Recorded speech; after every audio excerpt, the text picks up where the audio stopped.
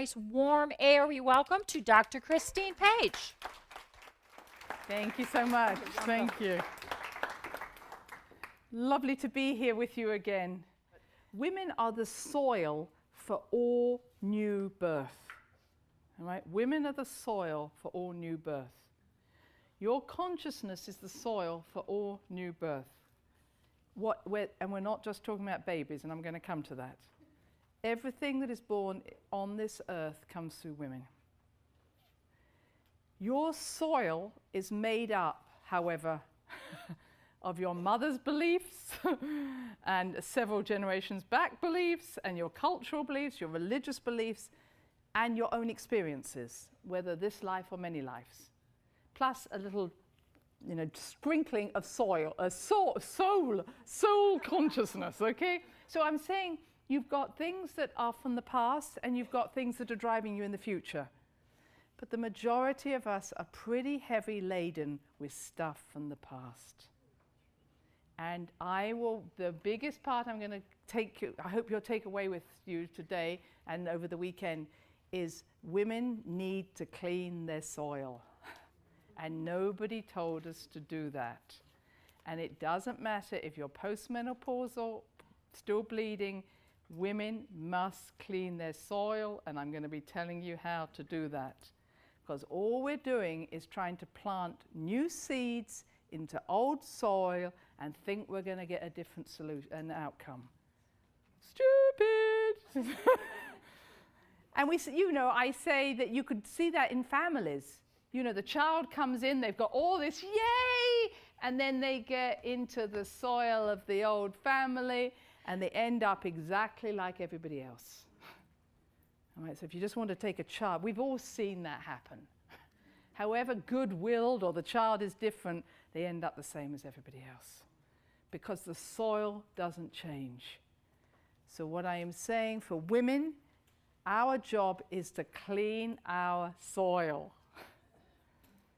Okay, and if we do not clean our soil, humanity will become stagnant and will not progress. I'm making a bigger statement as that. I don't care how many angels you're in touch with. I don't care how far you can go in the universe. All you're doing is bringing down acorns or new dreams or new ideas. You get your idea. So when we go out there, we go, oh, I had this vision to do this. You get the vision and it's so fantastic, and you put it in this same damn soil. And naught happens. Do not think, I have no interest now in what people tell me their vision is. I'm only interested in the soil. Because actually, it won't manifest, I can guarantee. I have a friend who's been a psychic all his life, and he said, I see people come in on this level of consciousness and go out on exactly the same level of consciousness. And it's nothing to do with whether they've been to A.R.E, spiritual readings, done lots of jobs. It's they never change their soil. Now this might be a new idea to you, but I'm saying to you is, let's talk about what women are meant to be doing here. We are the purifiers of the soil. We are the cleansers of the soil. We are the ones who have the periods. And for thousands and thousands of years, we've been told that the period is not important. It's a curse. It's a waste of time. When I was studying for the book, I read my medical journals, and it would say, well, there's this wonderful estrogen phase, and there's this wonderful progesterone phase, and then there's this bleed. But then there's this wonderful estrogen phase.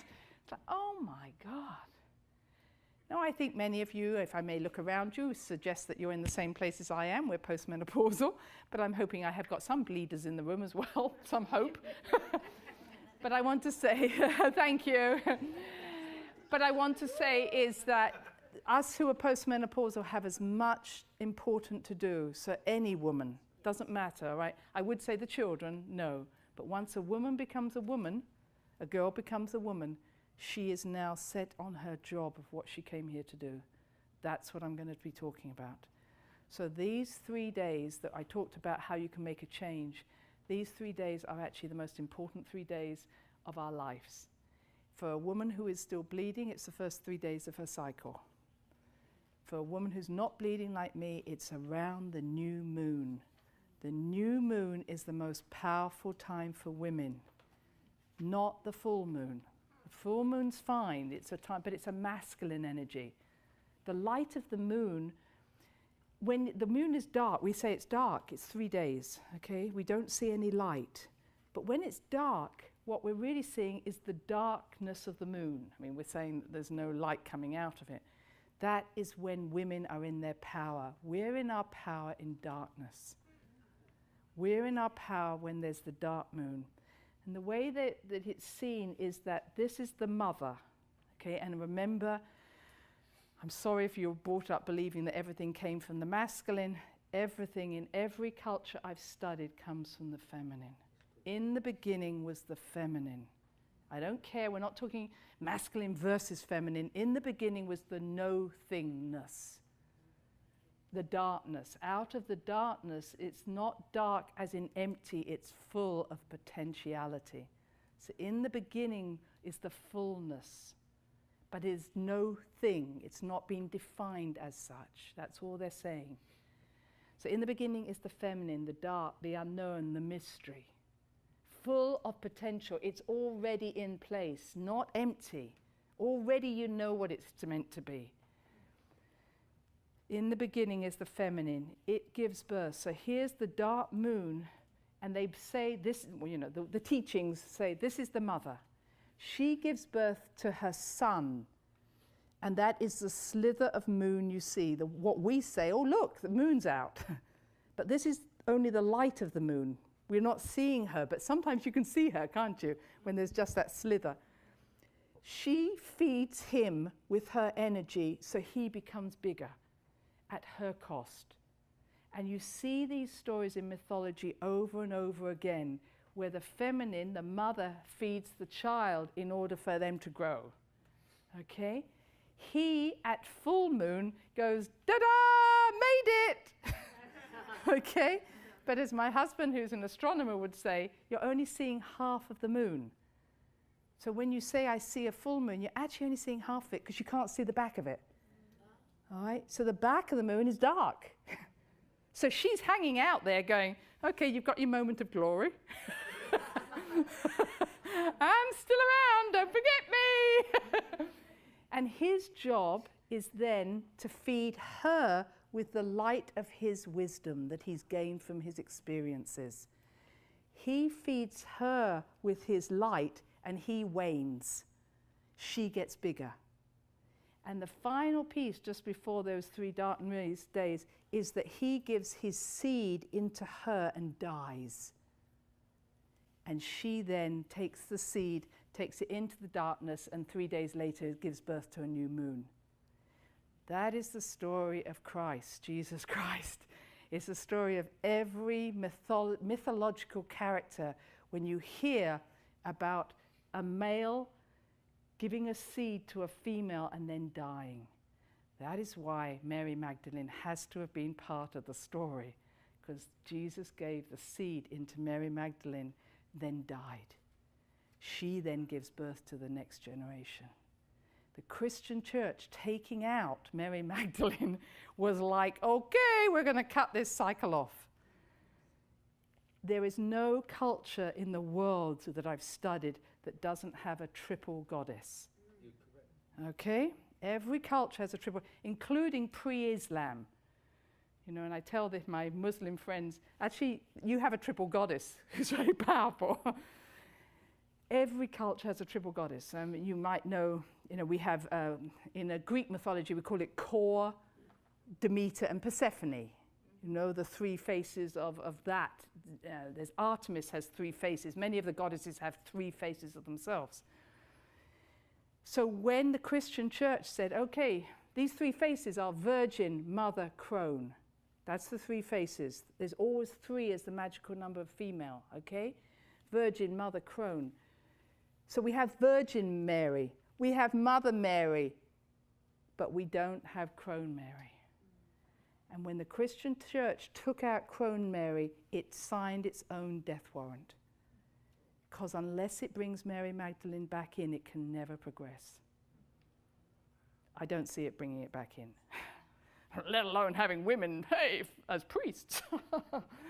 Heaven forbid it. But anyway, we went to Gozo and Malta. Gozo and Malta is at the tiny islands that used to be the headquarters of Atlantis. And the islands now are just the top of the mountains that were there in Atlantis. This is what we perceive. And so here it is believed the queen bee would actually lay her eggs of consciousness into temples. And then that consciousness would go into the earth.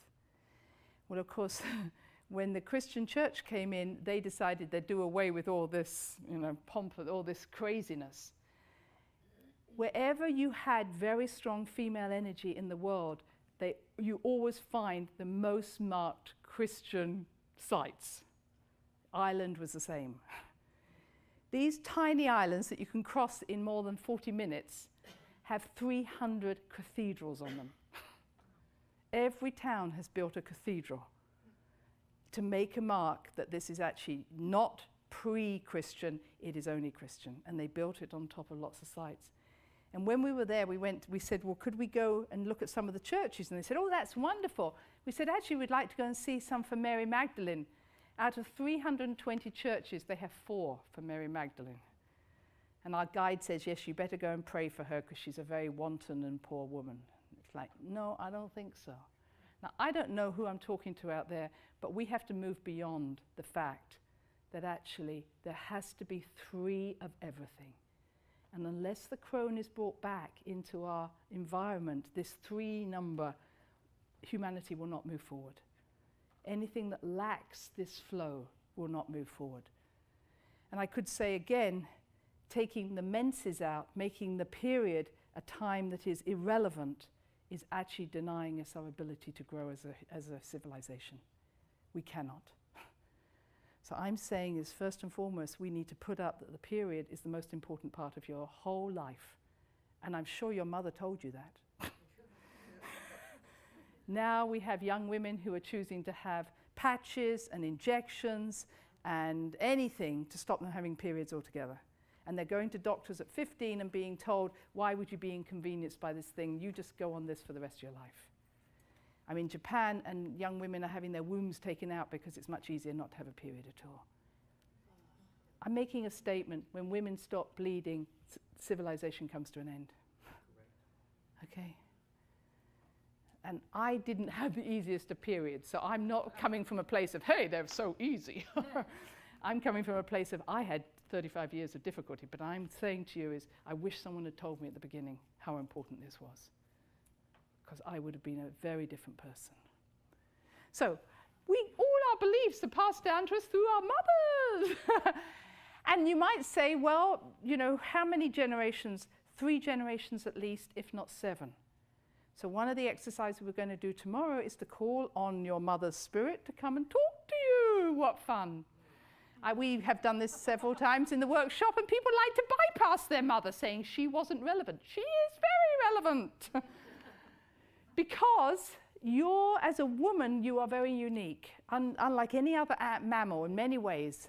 One of the unique things is that a woman's eggs, her total creative potential, everything you came here to do on your earth is already in place at the time you're born.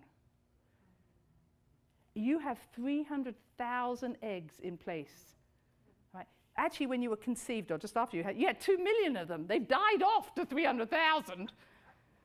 I can't believe these people are being told now by doctors, oh, you better hurry up and have babies, your eggs are falling off.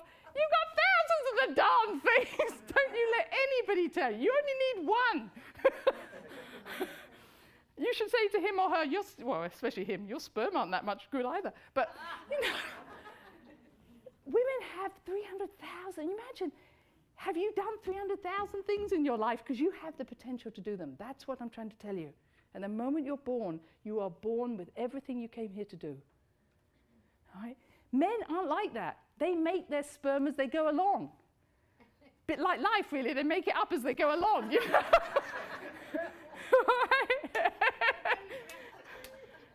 They don't have this. They have instant access. We can't make any more, but we have lots. And then the good thing is that your creative potential, what you came here to do, has been marinating in the soup of your mother's emotions for 9 months. Whoopee! So everything your mother was feeling and thinking while you were in her womb, went into your body, into your eggs. Great. And guess what? The same thing happened to her and her and her. So think how far back we've got to go. So what 7 generations of grandmothers have been doing to you. This is what happens to women. Okay? Men, they just make it up as they go along. Goody, goody. So what is the role of women? I mean, this is what I came down to. And these are things that I found all women have some sort of relationship with. I'm sure you will find this. So what woman hasn't tried to change everybody they've met? Yes? Do we not try and change people? Yes! That's our job. And especially if we go in the caring professions, welcome, I'm going to try and change you. We marry the potential of our partners, don't we? We actually don't like the person here. We would like them to be different. And we spend all our life doing that. And our children, we already know what they should be. Men, I mean, I've asked Leland, I've asked other people, men actually buy the package. They don't want us to change. They want us to be like we were when they married them. How we ever get on together, it's a miracle. We see the potential in everybody, isn't that right? Okay, so we have that insight, we have that ability to say, oh, but you could be. And then we push them. We become overwhelmed by the emotions of others. The reason we do this is because women are the purifiers. We take on other people's emotions and we say, if I take this on for you and purify you, you can get on and live your potential. But guess what happens? We just take it on and they carry on doing the same old thing. We take it on, they carry on the same thing until we get pissed off. We love too much, again. But part of our loving is also our neediness. And I'm going to talk about this probably tomorrow, about how actually loving too much can be, actually I need you to know I love you in order for me to feel okay about myself, going back to the pleaser. Because we haven't been taught how to belong in the earth. And I'm going to talk about this tomorrow. We've been living through our solar plexus so much. If I can just read what you need, I feel and I can put my energy out. So I want to say now, if I don't say it tomorrow, when people say my heart was broken, I have to tell you it's not your heart that's broken, it's your solar plexus. It's your solar plexus that carries expectations. It's your solar plexus that wants so much. It's your solar plexus that gets disappointed. It's your solar plexus that gets hurt. Most of what we have when we say I got hurt is expectations that got disappointed. Isn't that true? I didn't expect them to treat like that. Why not? Who's the fool? Why I didn't expect it is because I'd already sprayed on you the potential of what you could be, and you didn't live up to it, damn it! That's what we're doing. We're walking around with potential, focusing on someone else, and then expecting them to fulfill our expectations. And then we get let down. So when someone says, my mother didn't love me, and, God, how many people I meet, I'm sure those of you healthcare professionals, in their 70s or 80s, still telling me their mother didn't love them. Get over it. She didn't. She never will. What did you expect? What movies have you been watching? Go to another movie.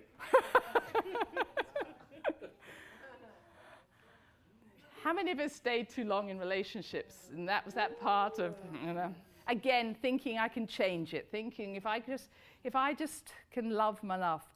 My first marriage didn't last too long, but certainly it took me way down into the underworld because I had been taught all you have to do is love someone. And it was like, darn it, this doesn't seem to be working. And into our marriage, I said to him, what can we do? What can I do to make you happy? You can't make someone happy, but what can you do to make me happy? He said, let me go. And I went, tell me something else I can do to make you happy, like a cup of tea. I mean, that was, and I realized the most loving thing I could do was actually let him go. But my God, that was hard, because I thought all you had to do was love. And then I thought you had to make people happy. That was stupid. and put other people, much higher on the list. I did a survey years ago with women and for some moisturizing company, and women would put themselves either just above the rabbit or just underneath it. The dog was higher, the children were definitely higher, and the parents and the partner were higher. But the woman was somewhere around the level of the rabbit or the pet mouse or something like that. It was down there. And isn't that true? We'll do all the jobs we need to do, and then we'll do the thing that we want to do at the end, when we've done all everybody else's things. So the world of women has become distorted. And these are some of the phrases I meet. Again, they may not be yours. We're all different cultures. But, being a sexual woman is shameful. And we have all different ways of showing this. I see women who will literally, I have to say, put on weight or get hairy or get acne to be not attractive because they've been told that being too sexual is not okay. That will somehow make their body less attractive, or they wear clothes that are not attractive. Periods are the curse of women. Certainly my mother always called them the curse until the day she died. Oh, please don't call them this. But it was like, oh dear, I'm so sorry. You've started your period. Like, that's great. Being too powerful or assertive is not okay. You shouldn't be like that. No man would want you if you're too much. You're only a woman if you give birth. That's been a one, so when are you going to have children? So you didn't have children. Oh, I'm sorry. And the shape of your body is not okay.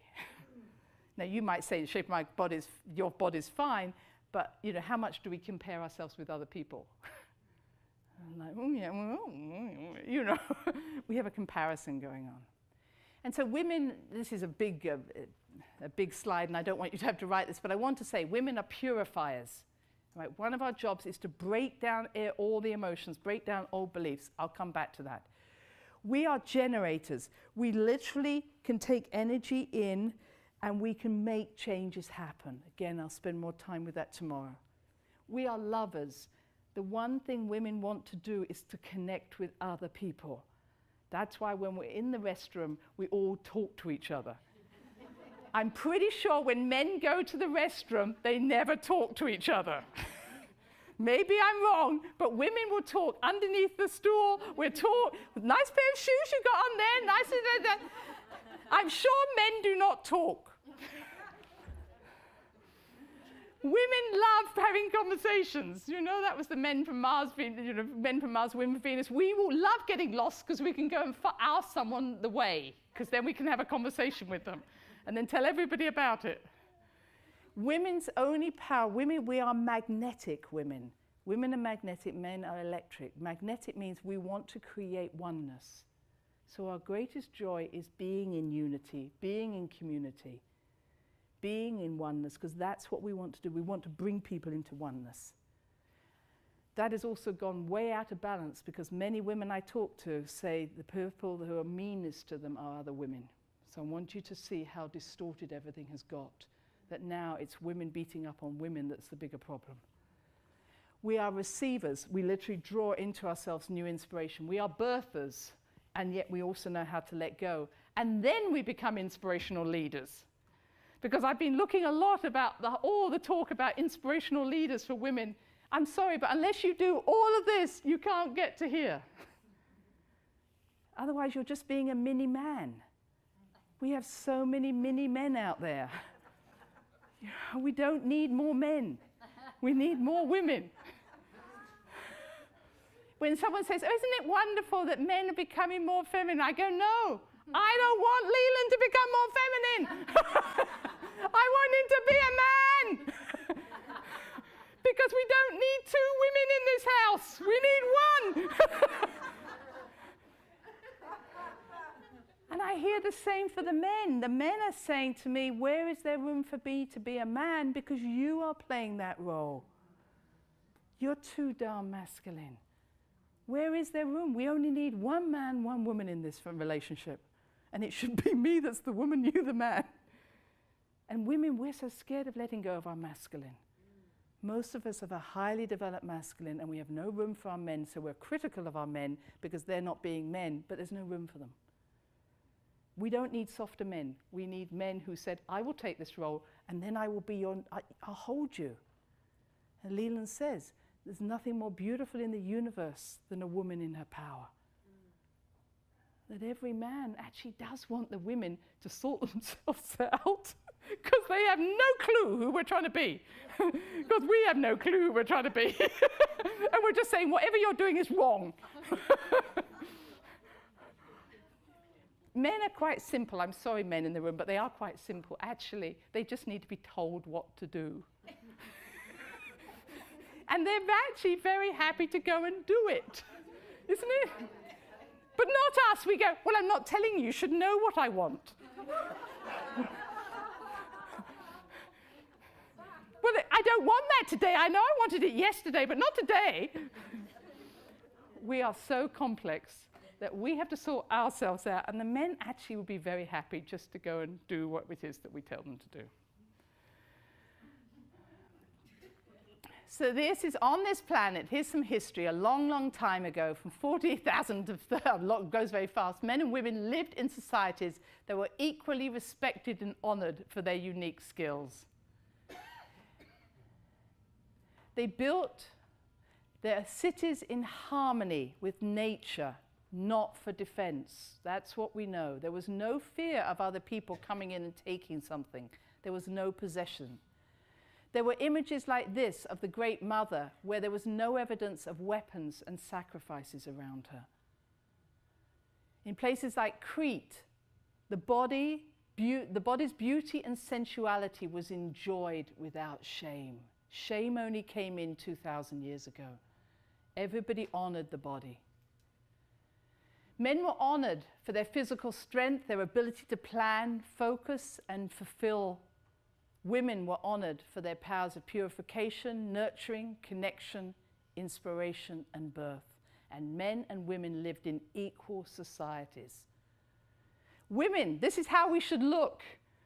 We have images for 40,000 years of women being bigger on the bottom, bigger in the bust, and then smaller at the head. We were honored for being like Mother Earth, close to the earth. And there was a strong connection to Mother Earth. But then from 1500 BC onwards, the patriarchal invasion occurred. And we went from having a God who was in everything to a God that was in the sky. Once we put God in the sky, we separated mankind from God and said only unique people can reach them or her. We created the hierarchical systems that we have today, and that is what has to break down. It is not just about where is God, but nobody should have power over other people in a hierarchical system. And nor should there be polarization.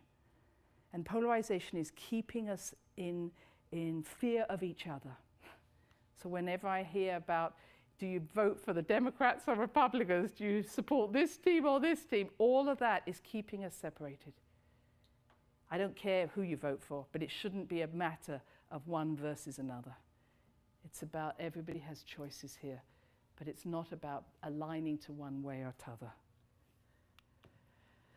And I wanted to mention this matrilineal inheritance went on for, as you see, from 30,000 BC to about 1200 BC. And what happened was that women were not attached to one man. Women could have other partners, men could have other partners. Women would have babies, but knowing that the mother, they knew who the mother of that child was, but they didn't always know who the father of the child was. And because they knew who the mother of the child was, all her property and her name would go down to her children through the mother. It's called matrilineal succession or inheritance. The men got nothing. The men got pissed off with getting nothing. And that was when they brought in the law that one wife, one husband, and you can only have sex after you've married that man, because only then did he know whose child it was. When he knew whose child it was, he could take possession of anything and say, I will give this to my child through my masculine lineage, not my feminine. There was also a time where I think women didn't tell men that they had anything to do with having babies. That was probably a great thing. I think we let ourselves down. Because you imagine, all you did was, you just started to grow. You didn't tell them it had anything to do with that one night.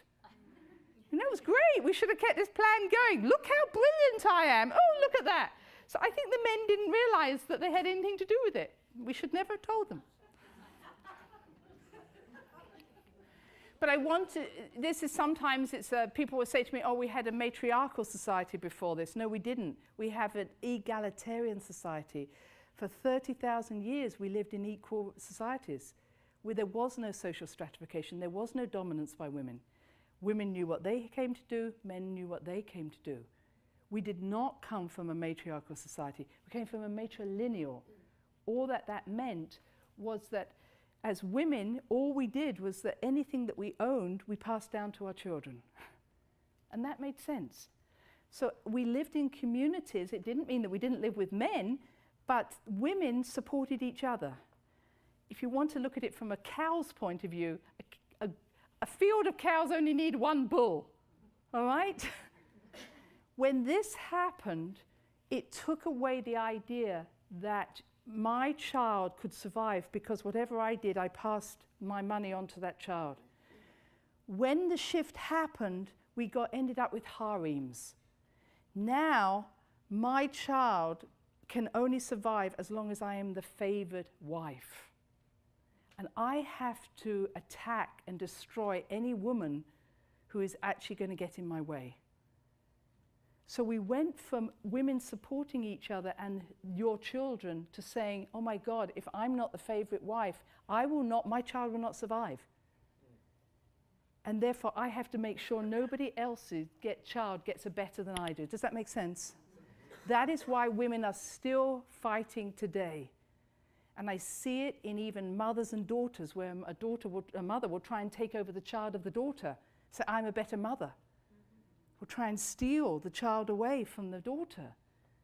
Every one of you women in this room have had in the past, times where you have either killed someone else's child or had your child killed. And it's been from another woman. Because we get that desperate. And I want to say that every woman has died in childbirth and has chosen to live, and the child has died. Childbirth is no easy thing for ladies. Each of us, I went through my own genealogy, and I saw that over and over lineages of my family dying in childbirth. Every one of us has had this, that if I give birth, I might die. So it's not, every one of us knows that life and death is so in the hold, in the hand. This is the second thing, very big thing that happened. The root chakra underneath your feet is one of the most important chakras out there. Some of you may not even know it exists. Many people start with the base chakra, and they even start counting 1, 2, 3, 4. I try and say, please stop counting, because if you've made 1 the base chakra, what is the root chakra? Forget the numbers, go back to the names. The root chakra is where everybody connects to belonging here on this earth. And in ancient cultures, what would happen is that when a child was born, they would take the placenta, which had fed the child in the womb, and they would plant it in the earth, and then they would put a tree on top of it. And they would say, this placenta has nurtured you, now Mother Earth will nurture you. So every child was connected to the earth. She knew, or he knew, they belonged here. This practice does not happen. I would suggest that if I'm not using my intuition skills, but I have a good sense that many of you have not even come down onto this earth. Most people come down on the earth, it gets too frightening, and they don't come again. And they keep all their energy up in the sky. I see so much illness because people aren't on this earth. And it's not just saying, oh, get grounded. It's actually saying, be nurtured by Mother Earth, be nurtured by the mother.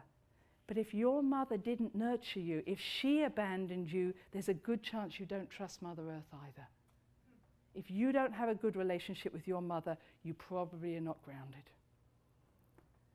or if your mother held you too tight to her breast and didn't let you go, you probably didn't get grounded. And I would say if I took every cancer person, and just this is because I have a particular interest in this, and grounded them, we would see a decrease in cancer. Because cancer is so much about not belonging. Who am I? And if every child was taught, you've come into this tribe, you're into this family, but this is who your mother is. Your mother is here. She's going to support you if you just put your feet on the ground. And we'll do a bit more of this tomorrow. But this is the key. So this root chakra has going through it dragon energy. And this is what the patriarchy feared, because this is deep female power. Dragon energy is both destructive and creative. It's transformative. It sees right through everything. That's what the dragon does. It's very much part of Kali and Lilith. And you have to understand that the Pope, the priests, the judges, the Scots all knew about this. That's why they wore skirts. So the reason the Pope wears a skirt is because he knows the power isn't coming from here, it's coming from here. Every ancient church in Europe was built in powerful dragon places. Go to the altars of ancient churches. Wherever there are ley lines, strong ley lines, I mean, go to anywhere. We live in California. We're living on, wherever there are earthquakes, volcanoes, they're dragon mountains. Right? Everywhere I go, I seem to be attracted to the dragon. Go to your dragon mountains wherever you live. The dragon energy is strong in mountains, and it's strong in lakes and caves. Caves. Think of anything that's round. Anything that's round, the dragon loves, because it curls inside it. So for us women, it curls inside our womb. This is the cave of the dragon, but most of us aren't told that, so we'll talk about that tomorrow. Am I getting you excited? Go and meet the dragon. Okay?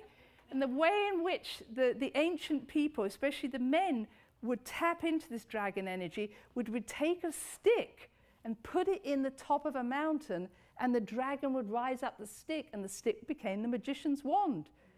This is Moses' story. This is the story of so many. And he planted a stick. Well, he didn't plant the stick. He said, please, dragon, when you climb up my stick, and let this become powerful.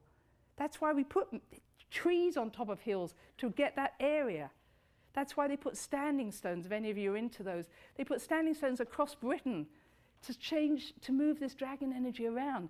When you make a crop circle or you make a stone circle, you're actually asking the dragon energy to be strong there.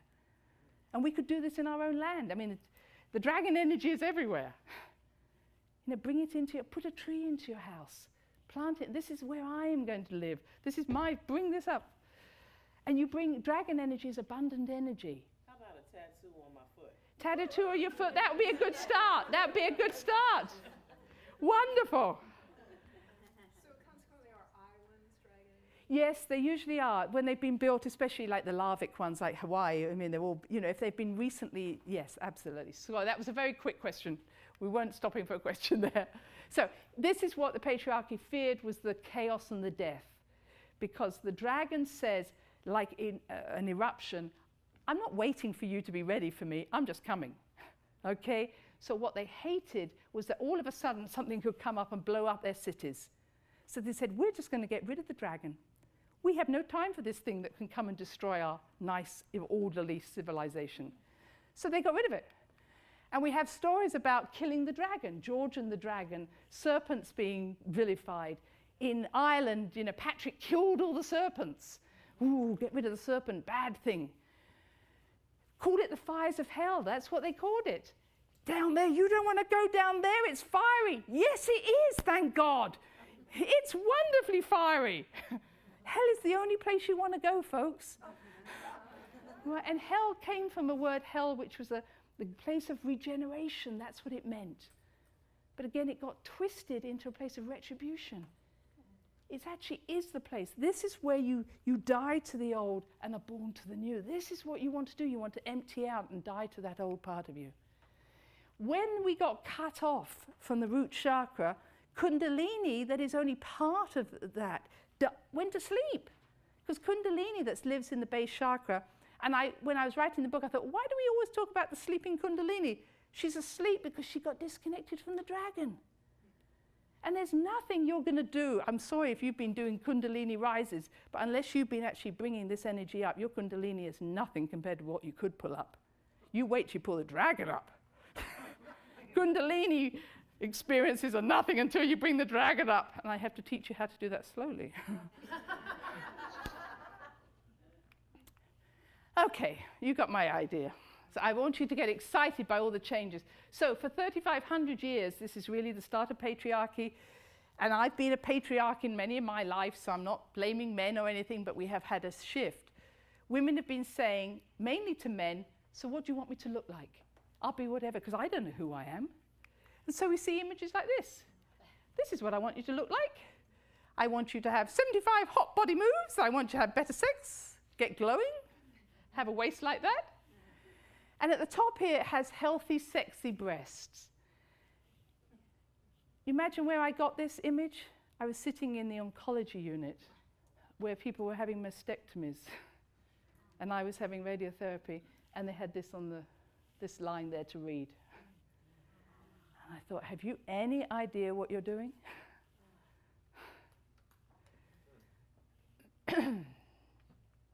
So this is the image. 2,000 years before Christ, skinny men worship big fat women. 2,000 years after Christ, big fat men worship skinny women.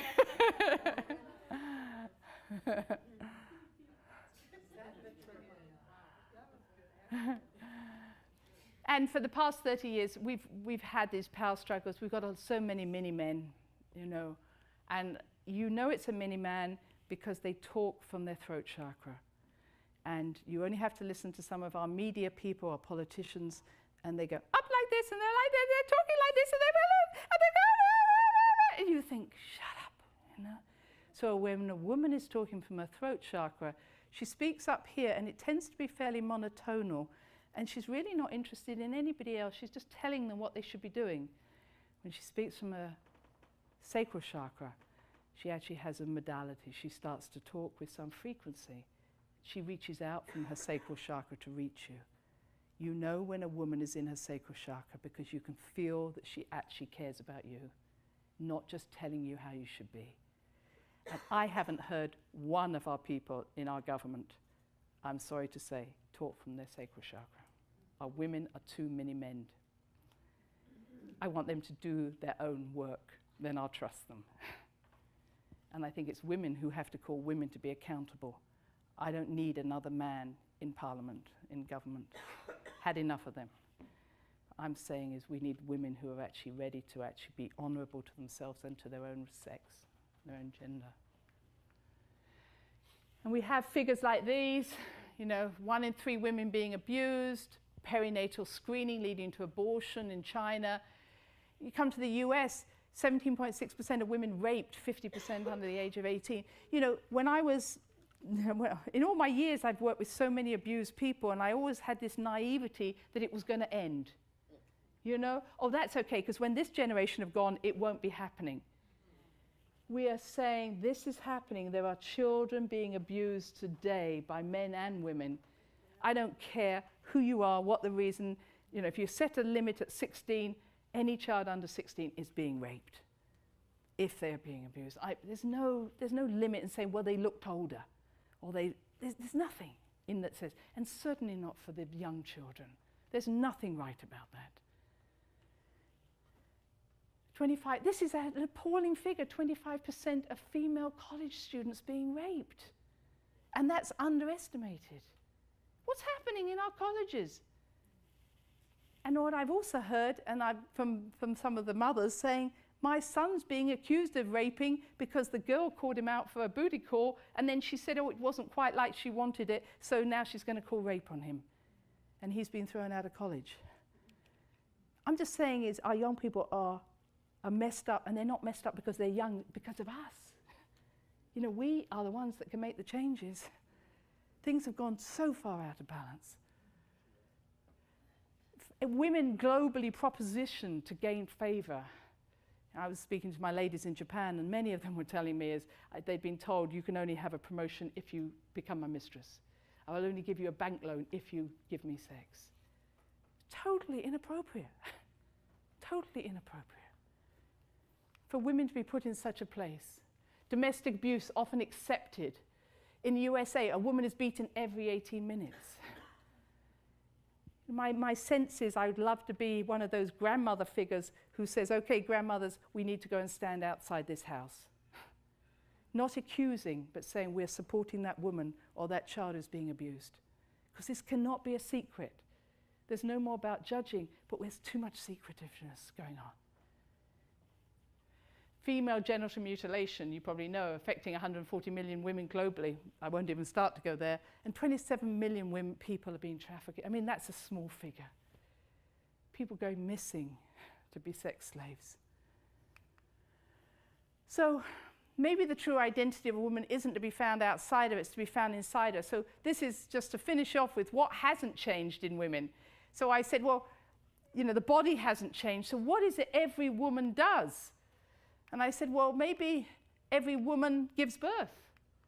Well, the fact is 40% of 40-year-olds around the world haven't given birth. So I want to say we have to move that idea away from a woman only being a woman if she gives birth. And almost 50% of women are not going to be in that category. What have all women done? Oh, every woman has periods. And we don't only have one. That would be fine, wouldn't it? Like, one did it. We do it for 35 years. If you were married 35 years, you'd have celebrations.